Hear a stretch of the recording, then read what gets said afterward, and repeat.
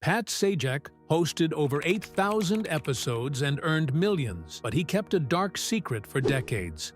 He missed every single wedding anniversary. He wasn't there for most of his daughter's birthdays. While America watched him spin the wheel, his family watched him disappear. In 2019, a medical emergency almost killed him. As he lay in the hospital, he made a list of promises that would end his career. What he wrote on that paper reveals the devastating price of fame. What happened in that operating room made him walk away from everything. Patrick Leonard Sajak was born in Chicago on October 26, 1946, at exactly 7:26 in the morning. His father, Leonard Sajak, a Polish-American steel hauler, brought home $72.40 a week, while his mother, Joyce, worked part-time wrapping candy. They lived in a cramped third-floor apartment with a coal stove and broken heating that failed 6 winters in a row. After Leonard died of liver failure in 1962, Pat was just 15. He took on a paper route and delivered the Chicago Daily News at 4 a.m. to help pay the $41 rent until his mother remarried in 1963. During that time, Pat was often spotted practicing weather forecasts into a cracked mirror he had pulled from a Humboldt Park alley. At Farragut High School, Pat wasn't the most athletic or loudest kid, but he showed up in 3 clubs: Radio Workshop, Polish Club, and Hall of Fame Committee. His real motivation was access to the school's reel-to-reel tape recorder. He'd skip lunch just to mimic Chicago radio voices. He lived far from school, and the bus and train ride took an hour and a half each way. He never paid the 15-cent streetcar fee, saving every tip from his paper route. 2 weeks after graduation, he landed a night job at the Palmer House Hilton. From 11 at night to 7 in the morning, he handled wake-up calls and delivered telegrams to guests. He once brought a 3-page Western Union wire to Judy Garland at 2:43 a.m. The best part of the job was the hotel's quiet phone line between 3 and 4 a.m. That's when Pat practiced timing his weather updates to the chimes of the lobby's old grandfather clock. On January 7, 1965, Chicago's WLS AM radio station ran a contest asking for a short essay, starting with, "Everybody knows the night belongs to." Pat scribbled his 60 words during a late shift at the hotel and mailed it using a stolen envelope. Out of more than 27,000 entries, Pat's name was pulled live on air on February 19th at 9:11 p.m. He was given a guest DJ spot and played the Beatles 8 days a week, while joking about a fictional pierogi restaurant. The phones rang non-stop. WLS's program director wanted to hire him, but union rules got in the way. Still, he walked away with an audition tape that he used for years. That fall, he enrolled at Columbia College Chicago. During a routine radio class, instructor Al Parker heard Pat read a crime blotter aloud and stopped the class. "You sound like 50,000 watts, Parker said. Within a week, Pat was working the midnight to 6 a.m. shift at WEDC AM for minimum wage and unlimited coffee. His first words on air were, "Good morning, Insomniac Chicago. Time to hold up the sky." He mispronounced Chopin 4 times but still managed to double the station's male listenership. Parker later helped him win a $500 scholarship, which covered a year of tuition, as long as he agreed to tutor freshman students on microphone skills. That tutoring gig introduced him to a fellow student who led him to the Armed Forces radio path that would change his life. On April 16, 1968, Pat was drafted into the Army and assigned the role of clerk typist.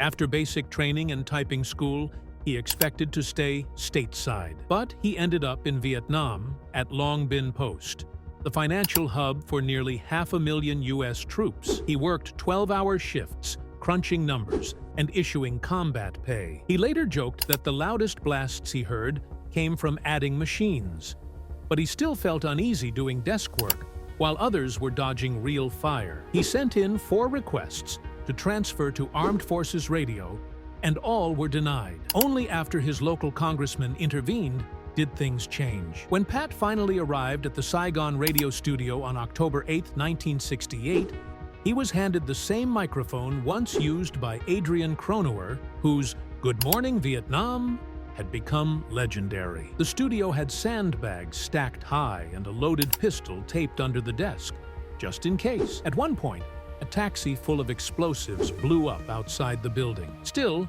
Pat kept the show going, and soldiers across Vietnam tuned in. They said his voice reminded them of home. One listener wrote that he sounded like Chicago pizza at 0600. That kind of feedback meant more than any ratings book. Over the next 15 months, Pat opened 420 morning shows across 5 different transmitters. His broadcast reached an area as large as California.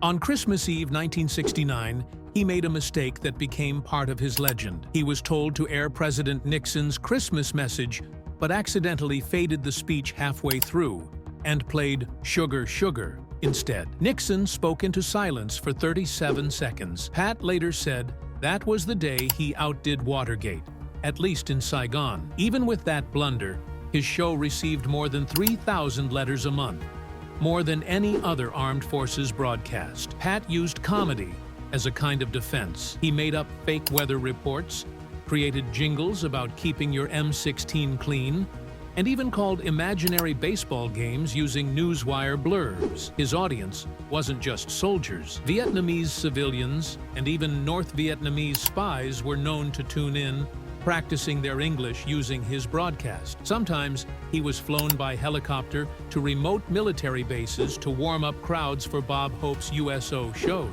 Soldiers later said his voice helped keep them sane after long patrols in the jungle. Pat still calls that his highest honor. When Pat Sajak returned from Vietnam, he wasn't a celebrity. He was 23 years old, tired, and unsure of his next move. He had spent a year shouting, "Good morning, Vietnam," over Armed Forces radio to 500,000 troops. But now, in May 1970, he was back in Chicago and close to quitting broadcasting altogether. 2 weeks later, he spotted a tiny ad in a trade magazine. It offered $115 a week for a combo man job at a tiny AM station in Murray, Kentucky. He had no other plan, so he took it. The station, WAFS AM 1430, was barely holding together. It went off-air at sunset to save power. Pat had to sleep on a borrowed couch inside the transmitter shack. There were no guarantees, no full-time hours, and no safety net. But that isolation pushed him to learn everything. He wrote obituaries before sunrise, recorded farm reports by dawn, and read national news on the hour. He practiced timing his voice over song intros late at night, sometimes hundreds of times, until he hit the mark perfectly. That precision would one day become part of his signature on Wheel of Fortune. By early 1971, the station switched formats and cut most live staff. At 24, Pat was out of a job. He could have gone back home, but instead he drove 124 miles to Nashville with nothing but determination. He typed 32 cover letters using a borrowed typewriter and hand-delivered them to every station he could find. He slept in his car at a park near the river. His first audition was a disaster. He misread anhydrous ammonia during a farm report and knew he'd blown it. But instead of giving up, he stayed up late using old station gear to make a new demo tape. He mailed that tape in March 1971 with a simple note: "I'll work holidays, overnights, and I don't mind storms." That line caught someone's attention. WSM-TV in Nashville called him on March 19th and offered him a job. The pay was $160 a week. His first task was reading the station ID at night and loading heavy video reels. But just 2 months later, a tornado hit Middle Tennessee. All the senior weathercasters were stuck. Pat had to go live. He grabbed a marker and drew storm paths on a plexiglass map while a producer pointed the camera. The segment lasted 38 minutes and pulled in a massive 67 share. The station got 312 phone calls praising the young announcer. A few weeks later, he was the full-time weather anchor. Soon, he wasn't just doing the weather. By 1973, he was co-hosting a midday talk show, cracking jokes between interviews with young stars and local politicians. He was so good at making people laugh during dry segments that writers started leaving space in scripts for him to improvise. Even station memos mentioned his name. At the same time, WSM's radio station brought him on as an afternoon DJ. From 3 to 5 p.m., he played pop music on one of the most powerful AM signals in North America. His sarcastic reverse dedication bit where he sent songs to people listeners disliked, drew hundreds of calls an hour. One day, he accidentally played a song too slow, then joked it sounded like Paul McCartney after 3 martinis. Billboard magazine picked up the quote. Pat's name was slowly spreading. In 1977, someone in Los Angeles noticed KNBC-TV had sent a talent scout to Nashville to watch Dolly Parton, but instead he ended up laughing at the weatherman who joked about frostbite. That weatherman was Pat Sajak. The scout asked for all his tapes. Soon after, KNBC offered Pat $45,000 a year, 3 times his salary in Nashville, and paid for his move. He arrived in LA on May 25th, the same day Star Wars opened. His quirky jokes and laid-back charm helped boost the station's ratings. Viewers loved his phrase, "Sunshine, if God's in a good mood." Within 18 months, he was the top local weatherman in the city. Then, Merv Griffin came calling. In 1981, Wheel of Fortune's host, Chuck Woolery, walked out over a pay dispute. Griffin wanted a fresh face. He remembered Sajak's oddball humor, like the time he wore an eye patch and switched it mid-broadcast without explanation. But NBC's president, Fred Silverman, said no. He didn't think a local weatherman had the appeal to host a national game show. Pat wasn't even given a chance to argue. He read about the rejection in Variety. It almost broke him. He started thinking about going back to radio, but Griffin wasn't done. Instead of finding someone else, he shut down production on the show entirely. For 2 months, NBC ran out of episodes. Affiliates started complaining. The pressure built. Eventually, Fred Silverman was fired. His replacement signed Pat's contract within days. By then, Pat was almost out of chances. He had already shot 2 pilots, Press Your Luck and Puzzlers, that went nowhere. He had done a low-paying cameo in Airplane 2. He said if one more pilot failed, he was going to quit TV and go back to Nashville. But this time, the offer stuck. From late 1981 through January 1989, Pat hosted 2 versions of Wheel of Fortune, one for NBC and one for syndication. He taped 10 shows in a single day, often 3 days in a row. He memorized over 300 puzzles a month. He slept on his dressing room couch and once worked a full week with a fever just to avoid canceling. NBC paid him $400,000 a year, the same as Woolery, but his syndication bonuses pushed his income even higher. At first, no one believed a nightly syndicated version would work. Only 30 stations bought it. To help sell it, Griffin offered Jeopardy as a partner show. By 1984, both were airing back-to-back in most major cities. Wheel quickly became a phenomenon. By 1986, it was getting 40 million viewers a week. That year, it hit a 19.1 household rating, more than some primetime hits. It brought in over $75 million in ads, equal to about $200 million today. Pat's original contract included bonuses if ratings passed a certain point. They passed that mark fast. By 1987, he was earning over $1 million a year, and in 2019, he set the record for the longest-running game show host in television history, 35 years and 198 days. Pat Sajak's journey with the Daytime Emmys was long and complicated. From 1983 to 2024, he was nominated 23 times for Outstanding Game Show Host, but he only won 3 of them, in 1993, 1997, and 1998. That's a win rate of just under 14%. After decades of being passed over, something surprising happened in 2011. He was honored with a Lifetime Achievement Award.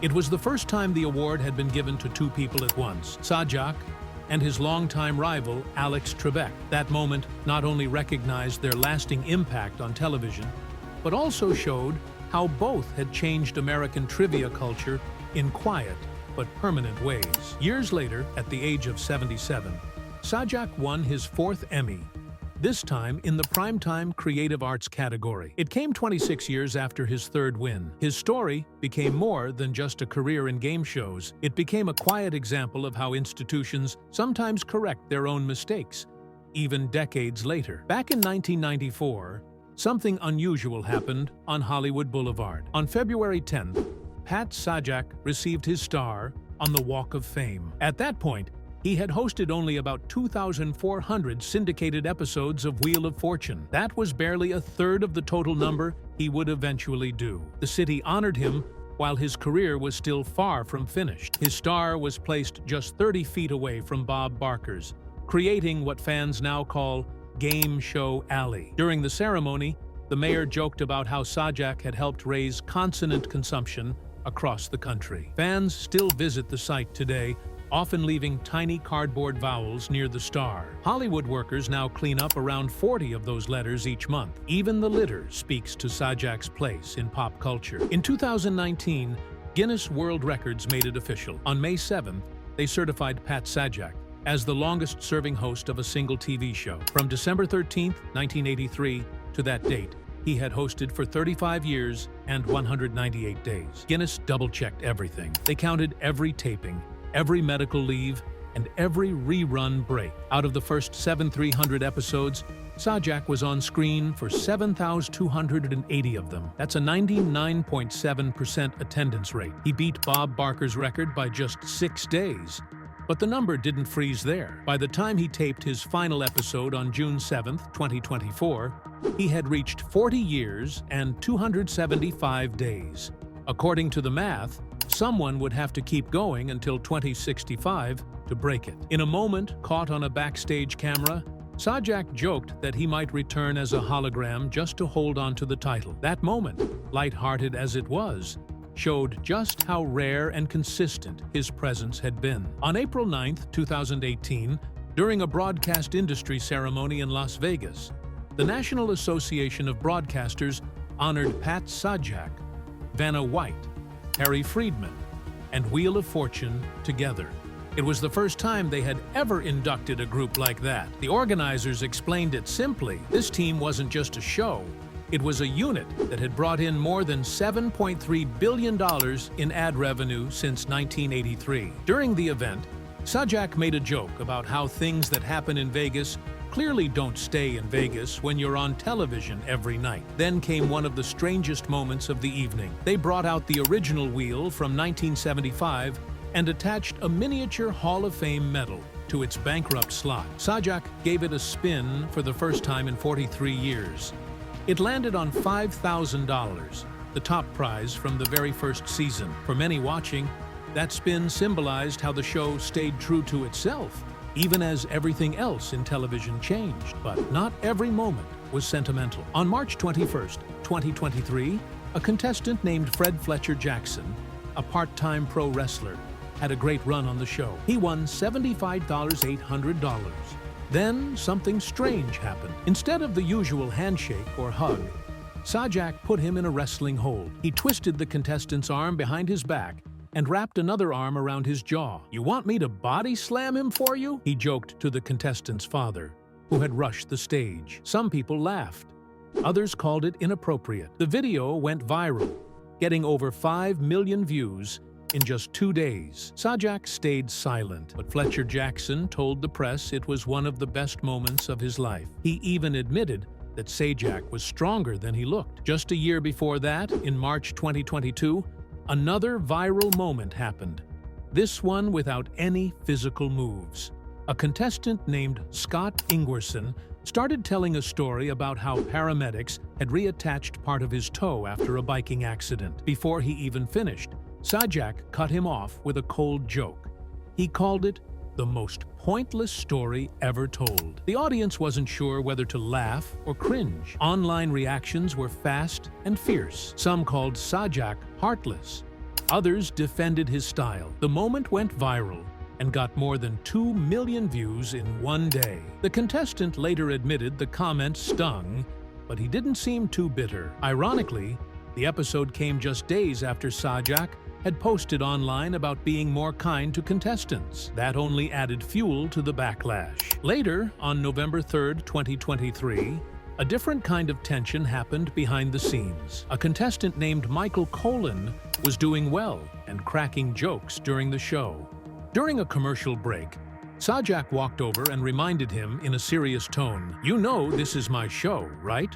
Colin replied respectfully, and Sajak smiled. But Colin later told reporters that the message was clear. Sajak was still in charge. Some saw it as a light moment. Others said it showed the host was becoming more possessive as retirement rumors grew. Either way, it revealed something about how Sajak saw his role, even when cameras weren't rolling. One moment in May 2023 left people more uncomfortable than amused. Christian Dixie, a returning contestant for Fan Favorites Week, reached the bonus round. When the wheel stopped, he grabbed the prize envelope, something contestants used to do. Sajak immediately snatched it back and told him not to do it again. Viewers weren't sure if it was a joke or a warning. The clip went viral with split-screen images of Dixie's face and Sajak's sharp tone. Some fans said it was a small thing. Others thought it showed Sajak had lost patience in his later years. Many felt the scolding drained the fun from Dixie's comeback, especially since he lost the bonus round anyway. Over time, these moments began to form a pattern. Between 20p20 and 2024, Sajak's tone became sharper. In one case, after a contestant cheered loudly, he seemed to shout, "Will you shut up?" That contestant was a black woman, and many viewers pointed out how bad the optics were. In another moment, he barked "no" at a contestant's guess, before switching to a gentle apology just seconds later. Pat Sajak married his college sweetheart Cheryl James in 1979, long before most people knew his name. Their life was quiet and out of the spotlight. In 1981, they bought a small house in Hendersonville for just over $48,000. 5 years later, they sold it. The same month their marriage officially ended. Friends said the reason wasn't scandal. It was simple: too much time apart, too many shows, and not enough connection. Then came a turning point. On New Year's Eve 1989, Pat married 24-year-old Leslie Brown. He was at the height of his fame, hosting a show watched by over 40 million people every night. They got married inside a candlelit church in Maryland. Leslie wore a strapless gown. Pat cracked jokes from the altar, and Vanna White called in live from the Rose Parade. The next morning, Pat was on a plane back to Los Angeles for another taping. Their first child, Patrick, was born in September 1990. He stayed out of the public eye but went on to become a licensed surgeon in 2021. Pat made the announcement on air and fought back tears while saying, "Dr. Sajak is officially allowed to cut people open." Their daughter Maggie arrived in January 1995 and took a different path. She started walking around the Wheel of Fortune set before she turned 2. At 16, she released a country single, then studied at Princeton, and worked at Good Morning America. In 2023, Sony created a new job just for her. She now gives behind-the-scenes tours on TikTok that regularly get millions of views. Even though both children found success in different ways, they've kept their personal lives almost completely hidden. Patrick's social media is private. Maggie has never shared a single photo of their house, which is now worth over $7 million. Pat made a choice early on to keep his family out of the spotlight. By taping nearly 200 episodes in just 48 days each year, he was able to stay home in Maryland most of the time. He didn't do reality shows or let cameras inside his home. When Larry King asked him about marriage, the interview lasted less than a minute. No paparazzi ever filed restraining orders against him. There are only 9 known candid photos of his family from more than 30 years. Some online called him the complete opposite of the Kardashians, a TV star more famous than his private life. What most people don't know is that he also has a passion for crosswords. Since 2004, he has secretly written puzzles for newspapers using a fake name. He even donated the money he made to a journalism scholarship fund. That passion led to his stage comeback. In June 2025, he'll star in a mystery play in Hawaii that originally introduced the character Columbo. The theater sold over 1,000 ticket bundles in less than 2 days. Pat had done stage work before, back in 2001, and now he's going back, balancing it with his game show schedule and promising not to slip any clue words into the show. But behind the jokes and puzzles, there was a moment when everything almost ended. On the morning of November 7th, 2019, Pat felt the worst stomach pain of his life. He was rushed to George Washington University Hospital. A scan showed that his intestine had twisted in a way that was cutting off blood flow. His body was already in crisis. His white cell count was high, and his blood pressure was dangerously low. Doctors said the tissue would have started dying within hours. The hospital declared an emergency and moved him ahead of other patients. Just 78 minutes passed from the time he called 911 to the moment they began surgery. If it had taken 3 hours, doctors later said, he would not have survived. When the team tried to give him anesthesia, his blood pressure dropped so low that it wasn't even safe to continue. They had to spend nearly half an hour pumping fluids and medication into his body just to stabilize him. For a while, his heart was barely circulating blood. At one point, the medical staff had a crash cart ready. Finally, his vital signs improved just enough for them to operate. Pat later said he remembered hearing the doctors talk about whether his heart could take it. That was when he thought, maybe this is how it ends. After surgery, the painkillers caused vivid hallucinations. He remembers seeing his wife and daughter in dark clothing and thinking it was a goodbye scene. He floated above the room and even thought he heard a voice telling him his time was up. Studies show that more than 30% of patients experience strange visions in the ICU. For Pat, the dreams felt so real that when they ended, he was more shaken by the calmness than by the fear. He said the one thing that haunted him most was thinking he'd never watch a sunrise with his grandkids. During his recovery, Vanna White stepped in and hosted the show by herself for the first time ever. It happened so quickly that she had just a few hours to prepare. She even had to pick out 15 extra gowns, since she'd now be doing everything Pat normally did. Those episodes got higher ratings than usual. Social media went wild, and fans started cheering her on with hashtags. Pat watched from his hospital room and sent her a joke about charging her for vowels. It was his first real break from the show in nearly 3 decades. That close call made him rethink everything. In 2023, he announced that season 41 would be his last. His decision had been building since the surgery. During rehab, he wrote a list of promises to himself. One of them was that he wouldn't miss another birthday or family event because of work. Over the years, he had missed every single wedding anniversary and more than a dozen of Maggie's birthdays. He later changed his contract to allow more time off and reduce the number of episodes, but even that didn't feel like enough.